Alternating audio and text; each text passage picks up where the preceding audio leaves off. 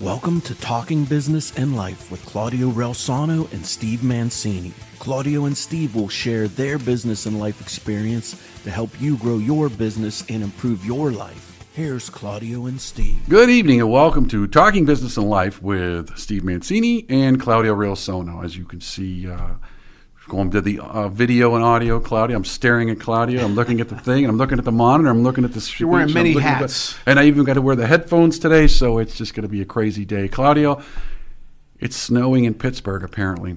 It snowed and it's cold, but we went to an event prior to the snow and we the just cold beat it on Friday. That's right. Yeah, we were at the Ray Boom Boom Mancini Foundation event. It's the second annual. They had a lot of great boxers there this year. They had Jerry Cooney, Larry Holmes, Bronco McCart, Paulie Malignaggi, Mickey Ward, Michael Spinks, Kelly Pavlik. That's a great group of boxers, champions, all of them. Yeah, I had a great time. And you know what? Buster Douglas. They sat at my table. I mean, I tell you Yeah. what. First of all, I got a great picture that I'm actually going to get that frame. It's just a nice picture. I really liked it. Really nice guy. Nice I mean, I think that was the thing. Is that they were all approachable. Yeah. They were friendly. We'll sign. What do you want to sign? I mean, they're just nice guys. Yeah. I mean, I just had a great time. Obviously, good food. I mean, I would expect nothing. Food was good. I mean, in an Italian event, there better be good food. Yeah, it was good. But I met him a few times, but I wanted to remind him how important he was to me because his fight with Mike Tyson 36 years ago in February, his mom had passed. That was the story. And I knew who Buster Douglas was, but I didn't know about his mom passing. And my mom had recently passed. So that got me. And then he won the fight, and that really got me. And it just, that's one of my most memorable fights ever. And that night, I don't know if anybody could have beaten Buster Douglas. Anybody in the history of boxing. You see, that's interesting. Except for Rocky Marciano. Well, I was going to say, that's right. Always the Italian. I didn't realize that because there are a lot of people going, man, that fight was a little bit, Mike Tyson looked invincible. No. Don't let anybody tell you anything different. I'm a boxing historian. I know what the hell I'm talking about. It wasn't lucky. If it was a one-punch clip, he lucked out. He beat him. One round he lost, and that's the round he got knocked down, but he got back up. If they start talking about the long count, it wasn't a long count. The referee, as soon as the guy, Buster, fell, he started counting. Buster could have got up at 5, but he waited. It was smart that he did that. But I've never seen a more dominant fight in my life. Then they'll say, well, Tyson didn't train. Well, first of all, it would have been his fault, but he was in great shape. His weight was down. He didn't have the corner. Didn't matter. Buster Douglas that night was determined. He was motivated. He was inspired. Fought almost a perfect fight. Now, Claude, I was going to say, I'm working the buttons here, and I gave us a sneak peek. I'm going to do it again. Ready? Watch. There she is. Okay. Well, we're going to get into that. But a great time. I appreciated everyone being there, and I really enjoyed it. I'm actually looking forward to next year. Yep, it'll be good. All right, Claudia, as I have not stopped turning my camera on you, I better get back to me. We're going to talk about our guest. Yeah. She was a guest a few years back, but we've got some updates, and now that we're in the studio, we have different things to talk about, so I'm very excited. She is a true friend of mine. She's helped me with my book. And nobody can say anything bad about her. She's just a wonderful person, very intelligent person. Everything she does, not to promote my book, but she does it from the heart up. She really does. Jodi Velazquez, and I should say it right because her husband will beat me up if I say it wrong. But she is the author of a new book, which she will discuss and show some props. It's about sugar diabetes and eating healthy. And Jodi, welcome to the show, and I appreciate you taking the time to be on. Thank you both very much for having me. It's always a pleasure to come here and be with you guys. Thank you. Thanks for being on. And Claudio, you are so knowledgeable about boxing. Well, listening especially again when I'm with Luther and Jim. I'm much better than they are, and better looking. All right, Jodi. First of all, tell us about your book and what inspired you to write the book. Okay, so I raised. You can show the book too. Oh, okay, yeah. I raised a small child that was diagnosed with type 1 diabetes at 19 months old. So 19 months old is very young to be diagnosed with type 1 diabetes. She could not even talk to me to tell me how she was feeling. So I had to check her like 8 to 10 times a day. Actually, my husband shared that with me. And we just learned such a tremendous amount about food.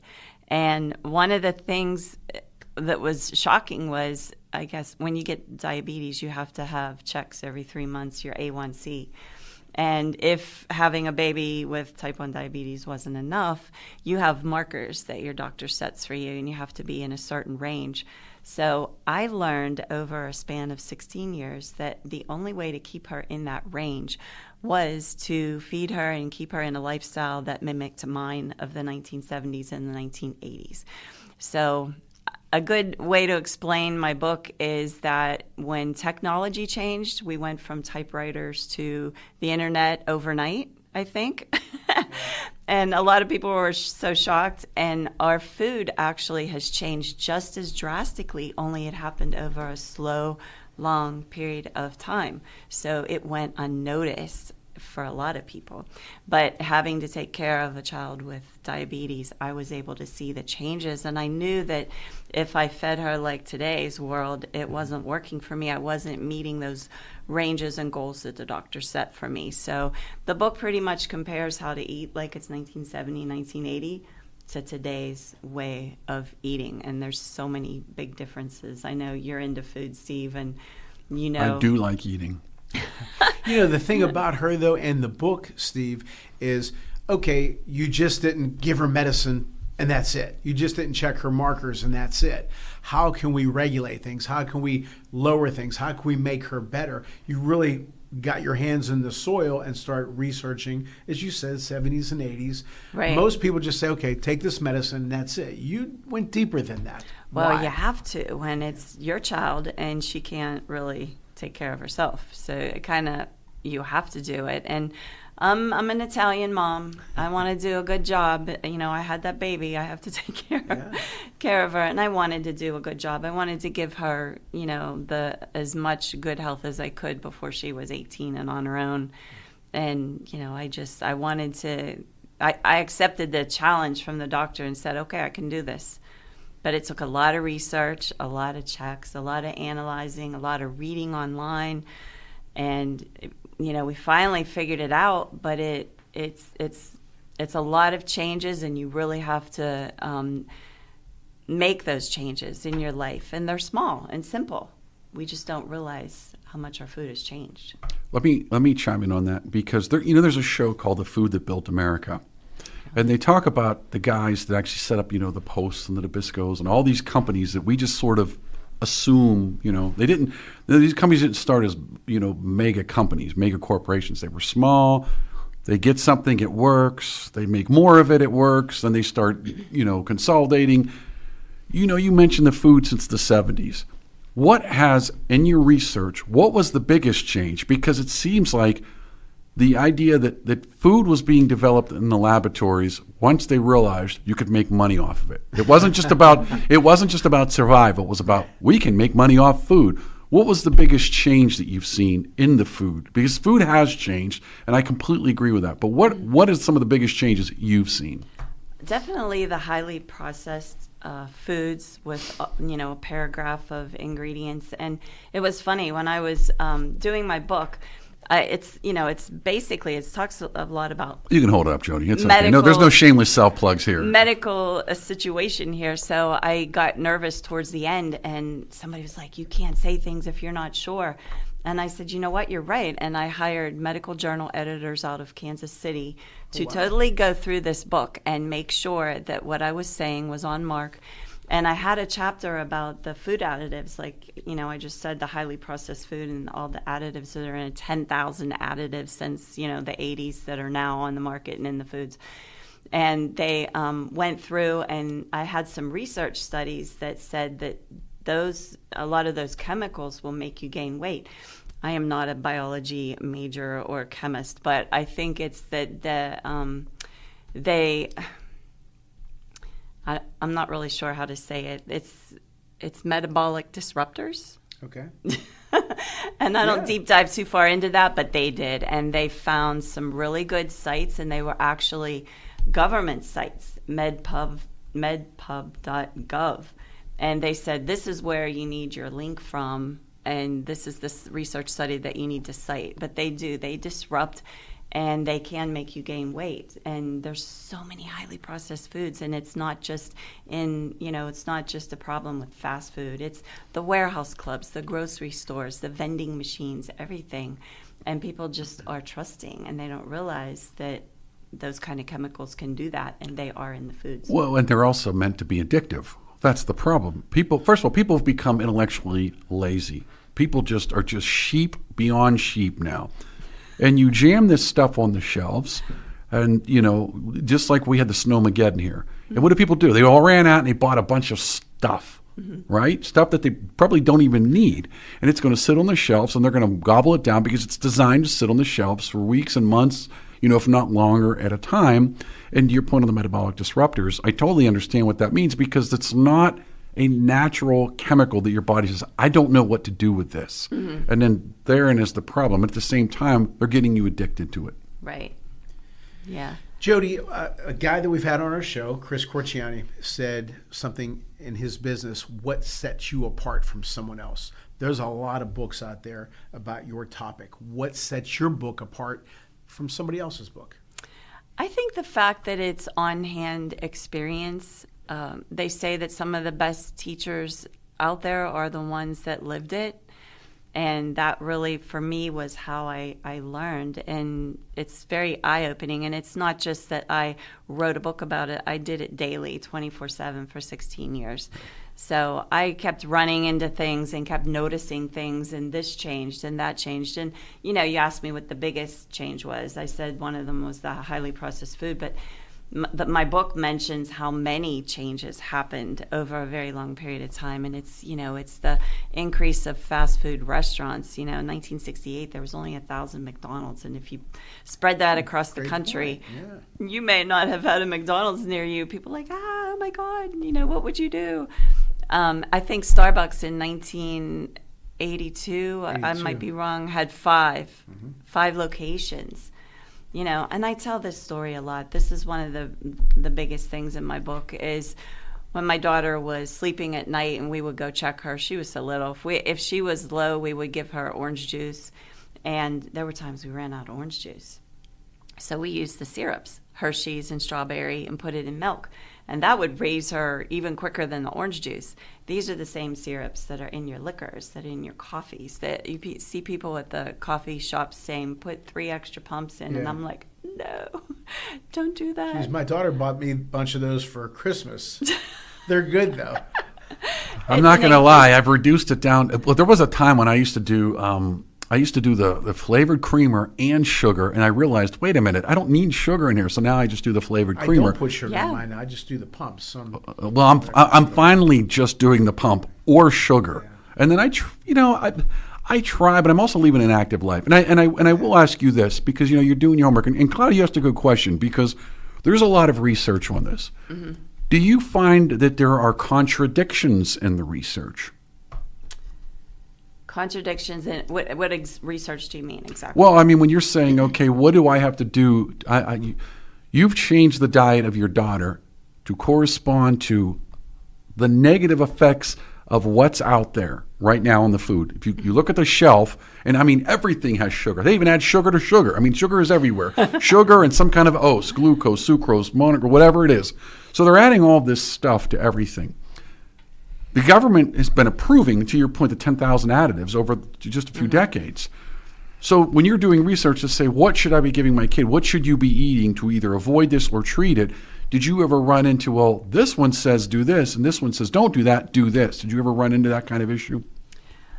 I think that the biggest thing for me that was to my advantage that helped me be able to justify writing this book and everything was when you do 8 to 10 finger checks a day, you don't need to go online and research anything. You don't need to hear anything from anybody. The proof is right there.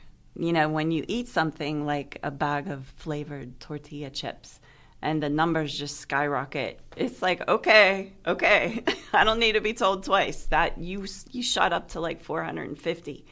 Now I got to fix that, So there's where my justification came in. And they say a lot of things out there. And now the biggest thing now is organic stuff. You can't even trust that.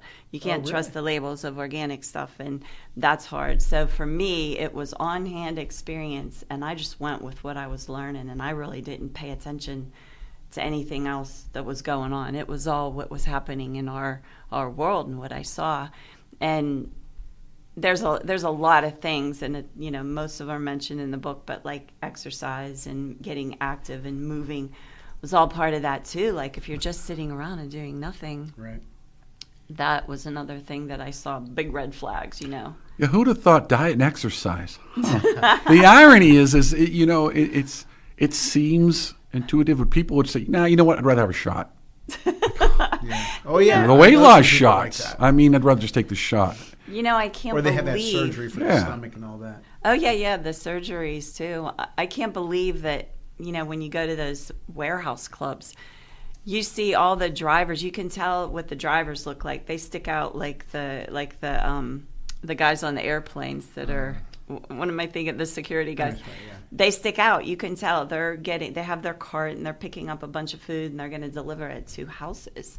And then on the side of the warehouse clubs, they have the parking spaces where you can pull in and they'll come out and put your food in there. It's like, doesn't anybody want to walk anymore? And then they have the motorized carts that they drive around, even if they do go in. That's right. I'm like, you're not getting any exercise. None. Now, I know you have some props, which we're going to bring in after our commercial. But like with me, when it comes to hitting, I teach hitting. And there's some people who may not agree with the things I teach. Meanwhile, they're very wrong, and I can prove them wrong. I mean, Major League coach, I can prove them wrong in a quarter of a second. Are there people who will read your book and say, well, Jodi, this isn't right? And I guarantee you that you'll be able to prove them wrong. But have you ever had that? Have you ever had to tell a doctor, hey, no, this is the way it is? Because, like you said, you didn't just study this, you've lived it. Well, you know what? It was funny because my daughter saw a pediatrician, and when she was almost turning 18, and we knew that we were going to stop. But the doctor said to me, after so many years of like beating me up and saying, well, A1C is 7.2, it should be 6.9. It was always a negative experience going in there because you're always she was trying to make us better and better. But after 16 years, the doctor said to me, I never saw you in the ER. Maybe Jodi's right. You never really had an A1C over 8. And I said, yeah, wow. And then I was like, oh my God. I got to ask one more thing before we get a break. Being Italian, we have some crazy, Steve as well. Our families have some crazy, not recipes, but theories or whatever you want to call it to get things done, right? I'm not wording it right. Did you use anything that you learned from the past? You know what I'm trying to say? I know I didn't word that right or ask it right. Was there anything unconventional that you used that you learned from your parents or grandparents?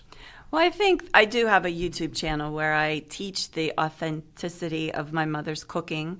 I teach people how to make homemade ravioli and manicotti. I think that cooking homemade, you avoid a lot of the additives. So that was definitely something that I cooked. I spent so many hours in the kitchen. It was incredible. And I still do. I cook a lot at home to avoid the chemicals and stuff like that. My mom never she used to make jelly, Steve and Jodi, never used sugar. Man, it tasted sweeter than hell. I don't know what she did. The fruit. But anyway. Okay, we're going to take a quick commercial break, and we'll be right back with our wonderful guest, Jodi Velazquez. Ciao, Chrissy. Your Italian got so much better. Brava. Grazie. It's because I learned the best way possible. How so? Well, I learned that with apps, grammar books, and even YouTube videos, I could only get so far. I had to immerse myself. I noticed I did best when I was in Italy visiting family. That's where my level really soared. And wow, did it work? Thanks. I became much more confident, fast. That's why I created Footsteps Through Time. It's an Italian language experience. You don't just take Italian classes, you immerse yourself in a real Italian village. With lots of fun activities and excursions, it's life-changing. I see. So, no more boring grammar, impersonal apps, just real conversations, real culture, and delicious food, of course. Exactly. I'm so excited about this. Learn Italian by actually becoming part of the local community for a week and living it. So if you've been dreaming of Italy and the language, check out Footsteps Through Time in Italy.com. Book now and join the experience. Andiamo! Thanks to Greater Pittsburgh Travel. For any of your travel needs, let Tom and the team at Greater Pittsburgh Travel know, and they'll take care of you. For more information, call 412-331-2244 or visit their website at www.greaterpittsburghtravel.com. And we want to thank the Calabria Club of Pittsburgh. If you're interested in learning more, you can find their contact information on Facebook at Calabria Club of Pittsburgh. Again, thanks Domenica and the team at the Calabria Club of Pittsburgh for your support. Hello, everyone. My name is Claudio Relsano, and I am the author of the book, Lead from the Heart Up, Not the Neck Up, How to Create a Positive Winning Culture on the Field and in the Office. My years as a head baseball coach and a general manager of a pro baseball scouting company, I know that my leadership experiences that I've included in this book will help you become a better leader. You can get the book at ClaudioRelsano.com. Speaking of ClaudioRelsano.com, you can listen to my show, The Claudio Relsano Show, where I've interviewed such legends as Mario Andretti, Dick Vermeil, Rocky Bleier, and many, many others. And I also have an entrepreneurial program there talking about my entrepreneurial experiences. So hopefully that will help you, and hopefully you will enjoy that. And also, Sports Corner, hosted by Ralph Williams, co-host with myself, Jim Frazier, and Luther Dupree Jr. We appear on 92.5 FM, 1250 AM, The Answer, Salem Radio, every Saturday here in Pittsburgh, 2 p.m. to 3 p.m. I hope you enjoy the show. I hope you enjoy all the shows, and I hope you enjoy my book. We'd also like to thank Chris Gonzalez from the Knights of Columbus. If you have any questions about joining the Knights of Columbus, reach out to Chris Gonzalez at 412-605-9074. Okay, Jodi, you have some wonderful props that you would like to show us and tell us what they are. Explain what you're going to do. Well, this is pretty funny, but one of the things I know, Steve asked me what some of the biggest changes were. And like I said, I can't pinpoint one, but I'm a speaker now. I do some public speaking, and these are some props that I take along with me just to show you how portion sizes have changed. This is my mom's Coca-Cola glass right here, and this is a Coca-Cola glass that you can buy today. So that's a pretty big difference. And this is my mom's pie pan. This is pie pan from a warehouse club today. Pretty interesting, right? And this is my mom's pizza pan. This is a pizza pan from today. Wow. This is actually the 2000s. I think I bought that in the 2000s, but quite a big. And you can see the cut marks on my mom's. I mean, she used it a lot. And this So for the folks that are watching, what she's saying is they're really fattening us up. But Steve, what so you cool. said, though, about they're putting something in there that's making it addictive, which is what? Taste. Right. More salt, more It's- sugar. exactly. This is my last prop, and it's so cool. My dad made this because my home was the party home where we entertained all the relatives. And this is just a cute little tray that you put the spoons, knives, and forks in, and then the paper plates. And these are paper plates from today. Wow. And they do not, I don't know if the camera's getting, yeah. They Oh, do. yeah. And that's not just one, they're all of them. These are today's paper plates. This one goes this way, but I don't think you get a bunch in there. These are all paper plates from today. I think this is the biggest one. So it's incredible how much, and that's a gradual change that we haven't noticed. And if you were born after 1990, you have no idea. Not to No keep idea. bringing our guests up, but one of our guests, Ray Boom Boom Mancini, is a health nut, and he said something, you can pretty much eat anything. Moderation. Mm-hmm. Moderation. Yeah, maybe not everything, anything, but again, things in moderation.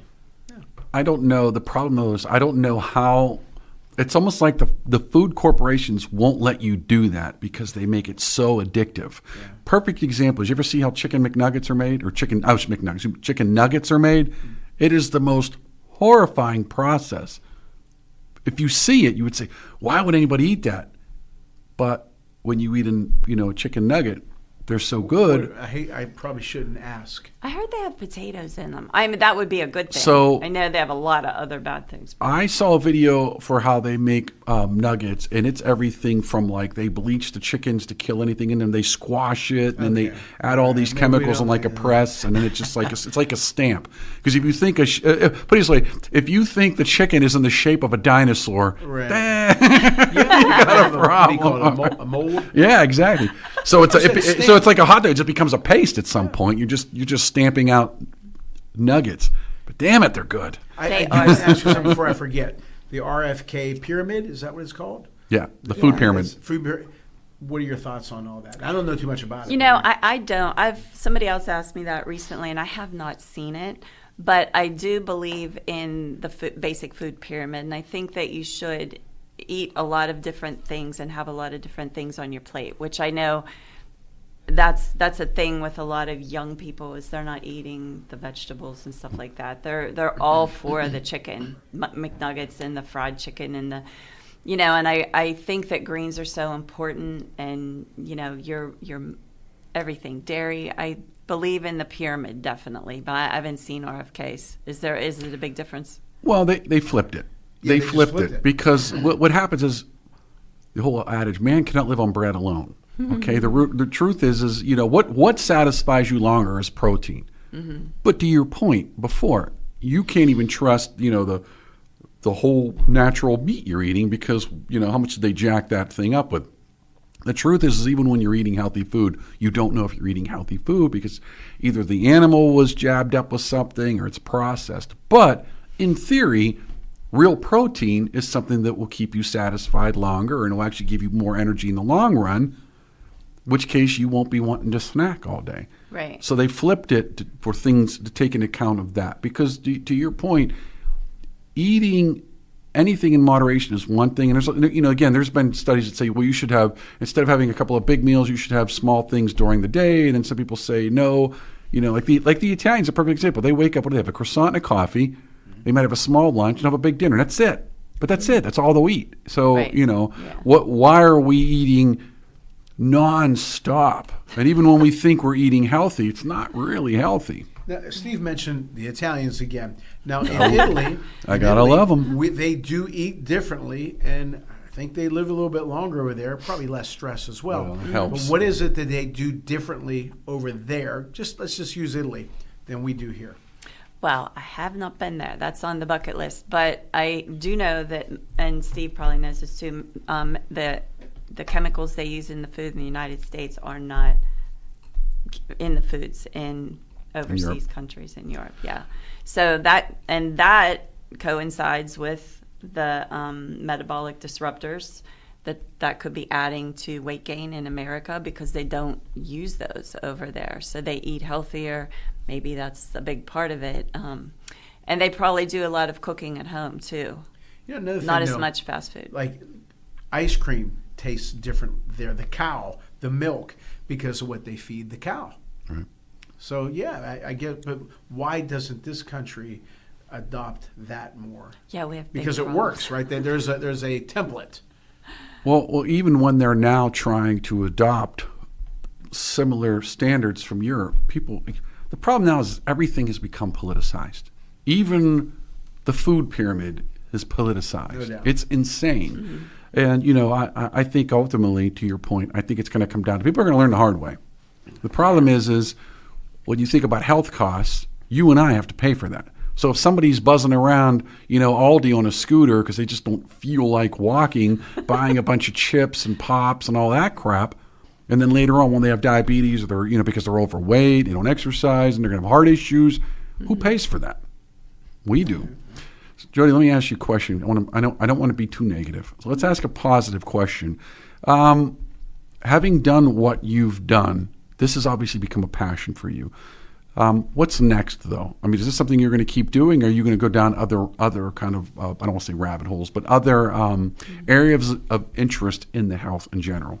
Well, that's interesting. Right now I'm dabbling. I am starting public speaking. And I noticed that, you know, Claudia, I'm on mentorpark.com as a mentor. And I've noticed that a lot of people, without hearing my story, are what you said before. They're quick to judge. Like, you know, how do you know this?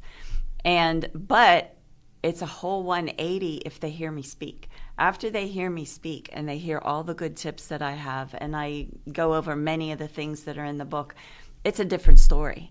after I speak, they're coming up to me and they want a business card and they want to talk to me and they want to make sure they can get my book and ask me if I have books on me. So once they hear my story, it's a whole different game. So I think I would like to continue in the speaking career to really try to help people. I mean, we're in a world of, over here in the U.S., it's bad right now. And the more people you have speaking up and helping, I see young people that are, overweight and struggling, and I talk to people all the time that have diabetes or they're diagnosed with, pre-diabetes or whatever. I would love to help them, and I think that promoting the book and trying to help them would be a passion of mine, yes. But this book was a lot of work. Oh, sure. A lot of work, especially with the medical part of it. So I want to dabble into a little fiction and romance. Oh, wow. Okay, that's good. But this will always be a passion and part of me, and I will always promote it. And I would gladly speak anywhere, if people wanted to uplift their employees or, groups that they have. How about, though? How about speaking to parents? Parents. My mom was always, no, don't eat that. You can't eat that. Too much of this, too much of that. Although my dad, we used to eat something called salimota. You know what that is? We would make our 300 pounds of Italian sausage, and the thing.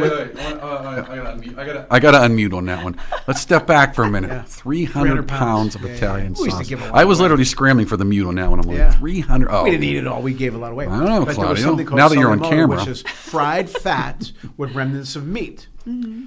Boy, was it good, especially with my mom's bread. And my dad, when he told the cardiologist, Dr. Lally said, "What the hell? No wonder why you're here." He said, "Doc, I got to give you some. You'll love it." Now, you would only get this much now. And Lally said, "It is good, but you can't eat this." But my mom used to give me like this much and a piece of bread the size of this table. But, you got to watch the sweets, you got to watch this. And I was always working with my dad in the landscape business. But don't you think it's a good idea maybe to target the parents to talk to the kids? At airplanes or airports sometimes you see these kids, no offense to anyone, but you'll see a kid who, has a few pounds on him. And what are the parents giving him? Candy, pop. You're just feeding the beast. Whatever they want, that's what they give them, and that's the but sad that's part. not good. No, it's and not you good. develop bad habits. But do you think that would be a good target? Definitely parents. I have tried to get into some schools, and I've noticed the schools tend to be a little closed off. Really? It's hard to get into the schools. If anybody out there has a tip on how to get into the schools, I would love to go in. Why do you think? I think that they have, as you said, General Mills and these big companies that are, providing the food, and We're not telling people not to eat. You're just telling them, be careful what not to eat, I guess. I see that it has changed. It used to be when my kids were little, it used to be the parents and the teachers that were bringing in treats for the kids and everything, and they've sort of, buckled down, and they don't let parents bring stuff in anymore. But the food trucks are now, and the big companies are now, and it's like the parents really can't see what's going on. And they say that everything's healthy, but I mean... I have to ask a question. Steve, we're about the same age. I'm 61. I don't remember any kid, from my years of elementary, middle school, high school, junior high, high school, having peanut allergies. Now, you're getting Steve stay on away. the roll. Don't come close to me because of peanuts. Where did that come from? Did you know people with peanut allergies? Never heard of it. Never heard of it like the last 20 years. I just In heard fact, some of the poison things that ivy. people- That's the only thing everybody was allergic to. Some of the things but people not food. are allergic to, Right. I'm like, Well, why did that happen?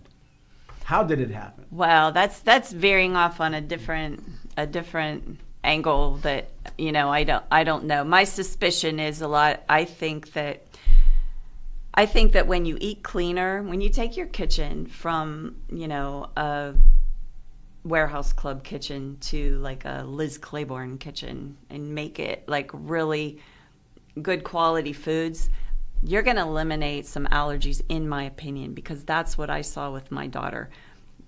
When I cleaned house and started buying better quality food, I saw her allergies improve. So could it be those 10,000 chemicals? They haven't studied them a lot, not nearly enough. They don't have the capacity and the time to study all of those 10,000 chemicals. So are they agitating allergies? That's a good question. I would argue it is all about the money. They don't want to touch these things. You know, you said food trucks in school. I'm thinking, food truck in school? What the hell? Yeah. When did this, this is insane. Parked outside. It's the gym all door. about the money. It is all about nickeling and diming and taking as much money off of these kids as they possibly can. Same universities, it just doesn't matter. They just want to take as much money as they possibly can. When Steve said that, the first thing that hit me was when Rune Arledge was being interviewed by Tony Kornheiser years ago on a sports show. And Kornheiser was asking him all these questions, asking him, why did you start Monday Night Football? Why at 9 p.m.? Why Joe Namath the first guy? Why this, why that? He said, I'm not trying to be short with you, Tony, but the answer to every single one of your questions is money. And that's basically what it is. But now, have you had any, what have been the reviews, the people telling you, not so much about, how you did it, the style, but have there been some people fighting back or something like that along those lines? Doctors, Oh, no, I actually have an endorsement from an endocrinologist that's in the beginning of the book. Good. She really, liked the book and she read it and liked it. I actually, the first time I gave a speech to like a large group, like 75 people, I was only 5 minutes in and I got a round of applause. Good. And that made me happy. So, you're always going to have critics. No, that's for sure. You have reviews. But if you get my book and you don't get anything positive out of it, there's something wrong. There's some great tips in there. 2 of my preliminary editors lost 50 pounds editing my book. And a friend of mine, I gave him the coffee tip, like you cut back, and he lost 20 pounds just from my coffee tip.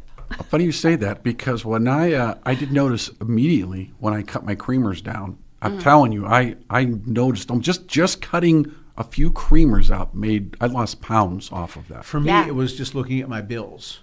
That'll And, do it. my daughter's college bill. I said, okay, I don't feel like eating now. But, Yeah, I understand that. All right, Jodi, let's do some shameless self-promotion. So where can they learn about you and what's next? Okay, so my book is definitely on Amazon. Hold it up. There you go. Amazon.com. It's called Know the Enemy, Preventing Weight Gain, Diabetes, and Disease. If you would like, you can, if you just Google Jodi Velazquez, or New York Post Jodi Velazquez, there's a really cool article that talks a lot about my book. You'll see it was in the May 26, 2025 edition of the New York Post. They gave me a great review. I am a mentor on Mentor Park, where you can, if you don't like reading books, you can buy some sessions and chat with me, and I'll help you. and you got to mention the new, Times Square. Oh, yes. And this book cover and my picture were just on January 9th, were on the iconic I Love New York billboard in Times that's Square. something. Yeah. That was, my publisher entered me in the Four Seasons Book Awards, and I should say my publisher is Atlas Elite Publishing Partners. Michael and Dar, they met me there. It was amazing. They met me there, and my picture in the book were on the Times Square billboard. We took pictures. That's great. And JodiVelasquez.com. Don't forget about that. JodiVelasquez.com. If you don't know how to spell it, my last name is the same as the painter, Diego Velazquez. We have 2 Z's, no S's. So all of that. And then my YouTube channel is just my name, Jodi Velazquez, and you can learn how to make ravioli and manicotti. And we had a crepe party. So lots of good, authentic Italian cooking on there you can learn. And you can we even slid in pierogies, which is a great food for when you're strapped for money. Spend a Sunday, make like 5-6 dozen, put them in the freezer, and then you have homemade cooked pierogies or ravioli for dinners. All right. Jodi, you know what? You're the best. I love you to death. Yeah, and this is a great book because, again, you didn't write it with your fingers. You wrote it with your heart. Yeah. And you have great experience, obviously. Your daughter's doing great. And I commend you for that. And I urge everybody to go out and get it because it'll definitely help you and follow what she says. She knows what she's talking about. And I wish you all the best with the book and in life. You deserve it. You're the best. And I appreciate you. And I have to mention that my website art is from my daughter, Lana. Yeah. The book is about Marlo, and the website design. She's my designer, Lana. Yeah, I got 2 daughters. Yep. And don't forget about your husband. You got to mention him too. Yeah, he Good drove man. me because the weather's so bad. All right. Surprised he didn't fly you here. We're not going to flip the camera for the folks that are wondering what her husband looks like. Just nothing personal. All right. Well, Jodi, thanks again for being on. Thanks for having me, you guys. I always have so much fun chatting with you. Most So welcome. thank you so much. Steve? Claudio, two things. One, this camera board is driving me do it crazy. all. You're It's doing a hell driving of a me job. crazy. I couldn't do it. And two, I do want to mention one thing before we go. So we're getting ready to hopefully, God willing, release the new documentary, Innocenti, The Innocent Ones. And we've already got entered and accepted into our first film festival, and it's not even out. It's going to be the Los Angeles, Italia. So it's a film and art festival in Los Angeles. Very excited about that. Trailers out there on YouTube. You can go out to StephenManciniProductions.com. You can watch the trailer for the upcoming documentary. You can watch Fidelta, the trailer for that, or go watch it on Amazon. In addition, you can watch all of our podcasts, Talking Business and Life / the Italian Impact Weekly, and my other one that I do with a friend of mine, Chris Gonzalez, The Unlikely Catholic.